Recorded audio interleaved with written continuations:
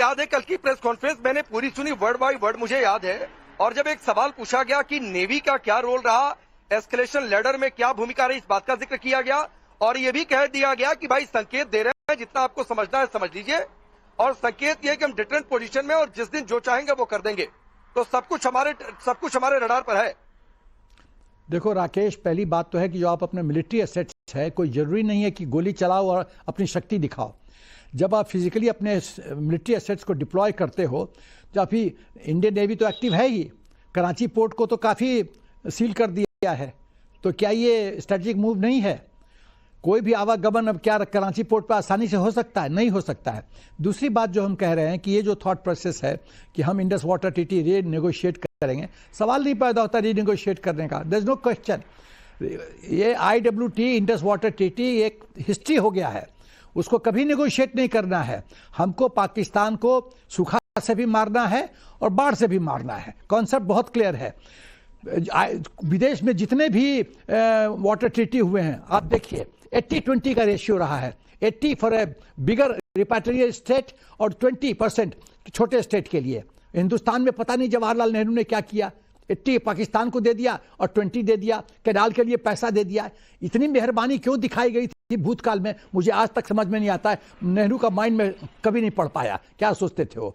तो ये सब गलती हुआ है। तो नेगोशिएशन री नेगोशिएशन का मतलब ही नहीं बनता है।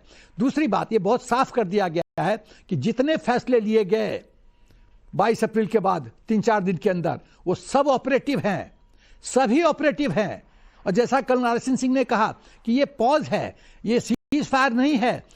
तीसरी बात जो हिंदुस्तान ने साफ किया है कि अब कोई भी आतंकवाद की घटना होगी तो एक्ट ऑफ वॉर होगा। इसका मतलब कंटिन्यूअसली हिंदुस्तान की तलवार पाकिस्तान के गर्दन पे है। जहां कुछ हरकत हुआ, हमको इंटरप्रेट करना है कि पाकिस्तान इन्वॉल्व है। We are free to do what we want to do. Act of war है, वॉर में थोड़ी चिट्ठी लिखी भेजा जाता है कि हम ये हरकत करेंगे। हम कुछ भी कर सकते हैं, रात के 2 बजे कर सकते हैं, 3 बजे कर सकते हैं, हमारी मर्जी। तो ये जो तलवार जो पाकिस्तान के गर्दन पे डाला गया है देश के मोदी सरकार के द्वारा, ये बहुत ही अच्छा मूव है। तो देखिए, मुझे लगता है कि विन विन हमारे लिए बहुत कुछ चीज़ें चल रही हो, पर्दे के पीछे चल रही है, पब्लिक डोमेन में नहीं आती है, बट आम जनता का जो परसेप्शन है और जो मिलिट्री परसेप्शन या मैक्रो जियो पॉलिटिकल कंसिडरेशंस होता है, वो पब्लिक डोमेन में सब कुछ डिस्कस नहीं होता। मोदी सरकार पे हमको विश्वास करना चाहिए, काम अच्छा हो रहा है, चीजें जिस दिशा में हम लोग जाना चाहते थे उस दिशा में जा रही है, और आगे आगे देखिए क्या होता है खेल। क्या राकेश? ठीक है सर, ठीक है। मैं कर्नल RSS सिंह आपके पास आता हूं, लेकिन कल क्या क्या कहा गया था, कैसे वार्निंग दी गई थी? भारतीय सेना ने क्या कहा था कि भाई ये फाइनल वार्निंग है। ये फाइनल वार्निंग 10 तारीख को शाम को 7 बजे के आसपास भी दी गई थी, और ये मैसेज दिया गया था कि अगर आगे आप गलती करते हैं और यही हरकत करेंगे तो फिर आप समझ लीजिएगा। जरा सुनिए इस बयान को। This time, if Pakistan dare take any action, and Pakistan knows it, what we are going to do. This time, if Pakistan dare take any action, and Pakistan knows it, what we are going to do.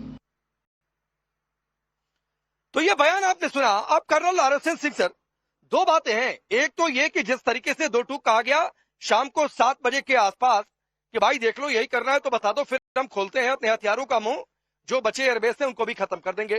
क्या क्या खत्म होगा गिन नहीं पाओगे। तो number 1 बात है। नंबर 2 बात है, कई सारी बातें बहुत पहली बार हुई, मसलन 400-500 किलोमीटर के अंदर जाकर स्ट्राइक, जितने हमारे ड्रोन थे करीब 90% अंदर जाकर हमने स्ट्राइक रेट जो रहा वो सफल रहा। एक तरीके से 4 दिन में पहली बार ऐसा हुआ है कि पाकिस्तान घुटने पर आ गया है, कह रहा है कि लड़ाई मत करो। 54 साल बाद पहली बार ऐसा हो रहा है कि पंजाब, जो पाकिस्तान का पंजाब है, वहां पर हमने पेनिट्रेट किया है। और जो सबसे आखिरी बात है, जिसका जिक्र सबसे पहले SP सिंह सर ने किया और मीरा जी ने किया, कि एटमी पावर वाला जो उसका एयरबेस है, उसके आसपास हमने जो अटैक किया है, हिल गया। फैसिलिटी को किया था जैश ए मोहम्मद के, लेकिन इस बार हमने तीनों को एक साथ एड्रेस किया। उनके जो हेडक्वार्टर्स थे उनको भावलपुर में, अब मुरिदके में, और उधर ऊपर में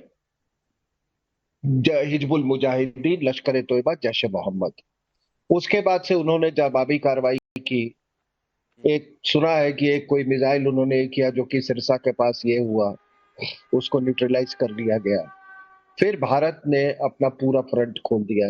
ये और ये सब कुछ स्टैंड ऑफ डिस्टेंस से हो रहा है। मैं फिर दोहरा रहा हूं, आपने पूरी दुनिया के सामने अपना टेक्नोलॉजिकल सुपीरियोरिटी जो है वो आपने दिखा दिया। मैंने इस तरह का युद्ध मैंने नहीं देखा है अभी तक। मैं रशिया यूक्रेन को भी बहुत क्लोजली फॉलो किया। मैंने वो आर्मेनिया अजरबैजान को भी मैंने बहुत फॉलो किया युद्ध को। बट ये तो बेहतरीन मिसाल था। एक और मैं आपको बात बता दूं कि एक इजराइल के फॉरेन मिनिस्टर थे, एक सेमिनार में उनको सुनने का मौका मिला हमसे। उनका कहना था कि दुश्मन को एक एवेन्यू जरूर छोड़ देना चाहिए निकलने का। वो और वही हमने किया। आप देखिए इंटरनल कॉन्ट्रडिक्शंस और कितने बढ़ गए हैं पाकिस्तान के अंदर में। लोग फौज के खिलाफ कितना हो गए हैं। यूएसए और चाइना किस तरह से पाकिस्तान को लेके मतलब दोनों उस कंट्री को मैनिपुलेट करने का कोशिश कर रहे हैं। और सबसे बड़ी बात है कि हमारा पॉलिटिको मिलिट्री ऑब्जेक्टिव इस समय क्या था? पाकिस्तान को तोड़ना, तो तोड़ने के लिए तो आपको ग्राउंड ऑफेंसिव करना पड़ता। ग्राउंड ऑफेंसिव के लिए हमने तो आर्मी को मोबिलाइज किया नहीं है। और क्या ये वाइज होता कि हम अंदर में पेनिट्रेट कर जाए वहां पर? क्या समय लगता, कितना वो लगता, कितने इम्पॉन्डरेबल्स थे, कितने कैजुअलिटीज ये नहीं, लेकिन बिल्कुल आपने सही बात कही सर कि जो हमारे बिना टारगेट थे, जो ऑब्जेक्टिव्स थे, वो हमने हासिल किया। इंडस वाटर जी ट्रीटी कैंसिल करके, ऑपरेशन सिंदूर घुस के, टेररिस्ट को मार करके, और फिर उसके बाद जो जनाजे की नमाज में जो यूएन डेजिग्नेटेड टेररिस्ट नमाज पढ़ता है, उसकी तस्वीर दिखाकर कि एक बार फिर देखो कि पाकिस्तान आर्मी के लोग, उनके पुलिस के लोग किस तरीके से आतंकी के पीछे जाकर खड़े हो जाते हैं जनाजे की नमाज में। लेकिन एक बयान आपको सुनवाना चाहता हूं जो कल कहा गया था, चूंकि एक सवाल किया गया था कि जब भारत रिटेलिएट कर रहा था, जो पाकिस्तान ने हिमाकत की और जब हमने एयरबेस को टारगेट किया, कितनी वहां पर कैजुअलिटीज हुई, जरा सुनिए क्या कहा गया। I never mentioned of any of the weapons, the caliber that we used. All right, so we leave it at that. Those are matters of operational details which I would not like to go into. But suffice to say that whatever methods and whatever means we have chosen, it had the desired effects on the enemy targets. How many casualties? How many injuries? Well, to start with, our aim was not to inflict casualties, but in case there have been, it is for them to count. Our job is to hit the target, not to count the body bags.